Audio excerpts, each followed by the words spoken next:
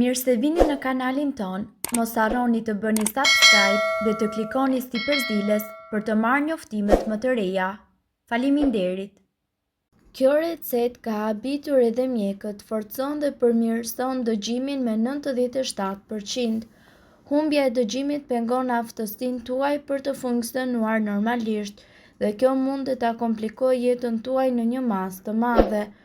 Për shembull, ju mund të përballeni me probleme të shumta apo situata të përditshme në punë, ose jeta juaj mund të rrezikohet në qoftë se për shembull nuk dëgjoni borinë e makinave teksa ecni në rrugë. Ka shumë trajtime natyrale të cilat do t'ju ndihmojnë që të anashkaloni këto probleme dhe të riktheni aftësinë e të dëgjuarit. Një prej tyre është kjo metodë, e cila është përdorur kryesisht për njerëzit e moshës së madhe, 80 deri në 90 vjeç. Besohet se rikuperon në një masë rreth 97% dëgjimin tuaj.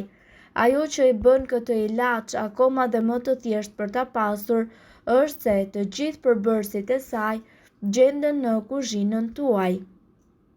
Përbërësit që juve do t'ju duhen janë 3 thelpi hudhër, vaj ulliri, pambuk, 1 pikatore. Qëroni thelpin të hudhrës dhe lajini mirë ato. Shtypeni fort në mënyrë që të mund të nxirrni sa më shumë lëng që të jetë mundur. Më pas në lëngun e tyre shtoni edhe disa pika vaj ulliri dhe përzieni mirë ato. Hidhni 2 deri në 3 pika nga ky ilaç në veshin tuaj. Mbylleni veshin me pambuk dhe shtrihuni për pak kohë në mënyrë që ta ndihmoni atë të tepërtojë në thellësi të veshit tuaj. Efektet do të mund t'i shihni në një kohë shumë shpejt. Infeksionet e veshit kanë tendencën që të ndodhin më shumë në vjersh dhe në dimër sepse problemet e shëndetit si të ftohtit dhe gripi janë shkaku më i zakonshëm i problemeve të veshëve. Infeksionet në vesh sipas burimeve shoqërohen gjithmonë me një të ftohtë të zakonshme, grip ose lloje të tjera të infeksioneve të frymëmarrjes. Kjo ndodh për shkak se veshi është i lidhur gjithashtu me rrugët e sipërme të frymëmarrjes me një kanal të vogël të njohur si kanali i Eustakut. Metodat që zhvillohen në zgavrat e hundës ose edhe të sinusit mundin që të ngjiten në kanalin e Eustakut dhe kështu ata të arrijnë në vesh. Infeksionet e veshit janë një nga arsyet më të zakonshme për vizitat në qendrat e kujdesit tuaj shëndetësor. Rreziqet nga problemet e veshit. Infeksionet e patrajtuara të veshit munden që të çojnë në komplikime edhe më serioze, duke përfshirë kështu humbjen e dëgjimit, dëmtimin e daulles, meningjitin dhe deri në paralizë nervore të fytyrës. Cilat janë shenjat e infeksionit të veshit? Një dhimbje e mprehtë e papritur ose një dhimbje e shurdhër dhe e vazhdueshme, një ndjenjë zhurme në vesh, të përziera, dëgjim i dobësuar, rrjedhje lëngu nga veshët. Sa herë që dyshoni se mund të jeni prekur nga ndonjë infeksion i veshit, ne ju këshillojmë që të konsultoheni me mjekun tuaj. Kripa. Ngrohni një gotë krip në një tigan mbi nxehtësi të ulët për disa minuta. Vendoseni kripën e nxehtë në një leckë dhe mbylleni si kompres. Kur është e nxehtë, vendoseni kompresën me kripën në veshin e prekur për 5 deri në 10 minuta. Ne ju këshillojmë që ta përsërisni këtë çdo ditë sa herë që ju e ndjeni të nevojshme.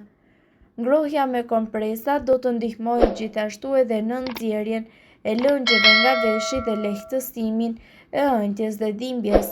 Si alternativë, ju mundet që të përdorni një filxhan oriz në të njëjtën mënyrë të përshkruar. Hudhra. Hudhra ka veti antimikrobike dhe është e efektshme në trajtimin e infeksioneve të veshit.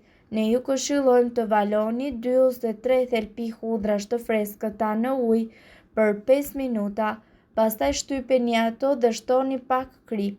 vendoseni përzierjen në një leckë të pastër dhe vendoseni atë si kompres jashtë të veshit të prekur. Konsumimi i përditshëm i 2 deri në 3 thelpi të hudhrave gjithashtu ndihmon në përshpejtimin e procesit të shërimit. Borziloku. Lëngu i borzilokut arrin që të lehtësojë dhimbjen e veshëve si edhe zvogëlon infeksionin. Shtrydhni disa gjethe të freskëta borziloku dhe me një pambuk të njomur me këtë lëng, lageni nga jashtë rreth veshit të infektuar. Shmangni marrjen e lëngut në kanalin e veshit. Duhet ta përdorni vetëm në zgavrën e veshit, rreth pjesës së jashtme dhe pas veshit. Përsëriteni procesin 2 herë në ditë. Uthulla e mollës. Për të eliminuar mikrobet që shkaktojnë infeksionin në vesh, uthulla e mollës është një zgjidhje e mirë. Bashkoni një sasi prej 20 ml uthull molle me një sasi të barabartë me ujë. Njomni më pas pak pambuk. Vendoseni në veshin tuaj si një fitil dhe lëreni për rreth 5 minuta. Hiqeni pambukun dhe përdorni një tharëse flokësh për të tharë veshin sa më shumë që të jetë e mundur. Vaj ulliri. Një nga shkaqet kryesore të infeksionit të veshit është dylli infektuar nga mikrobet. Ju mundet që ta pastroni lehtësisht veshin me ndihmën e vajit të ullirit. Ngroheni atë pak fare dhe vendosni 2 deri në 3 pika të vajit të ngrohtë në veshin e infektuar.